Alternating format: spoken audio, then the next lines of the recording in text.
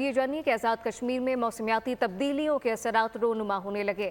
بارش اور برفباری نہ ہونے سے پانی کی کمی کا خطرہ منڈلانے لگا ہے، جبکہ چشموں دریاؤں میں پانی کی کمی کا سامنا ہو سکتا ہے۔ تفصیلات ممتاز سے جانتے ہیں۔ بالکل، اس وقت میں دریائے نیلم اور دریائے جہلم کے سنگم پہ موجود ہوں۔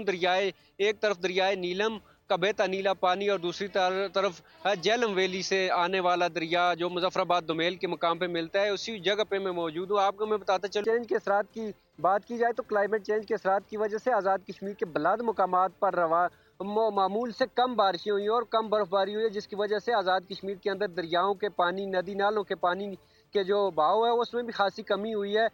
ماہرین کے مطابق اس موسم میں آزاد کشمیر کے بلند و بالا پہاڑوں پر تقریباً 6 سے 8 فٹ تک برف ہوتی تھی، جو بہار کے سیزن میں پانی کی روانی کا باعث بنتی تھی۔ لیکن ماہرین اس بات کا خدشہ بھی ظاہر کر رہے ہیں کہ آزاد کشمیر کے اندر جو موسمیاتی تبدیلی ہے اس کی وجہ سے پانی کی کمی کا سامنا کرنا پڑ سکتا ہے، جبکہ دوسری جانب دریائے جہلم اور دریائے نیلم کے پانی میں بھی خطرناک حد تک کمی ہو چکی ہے، جس کی وجہ سے ممتاز، بہت شکریہ۔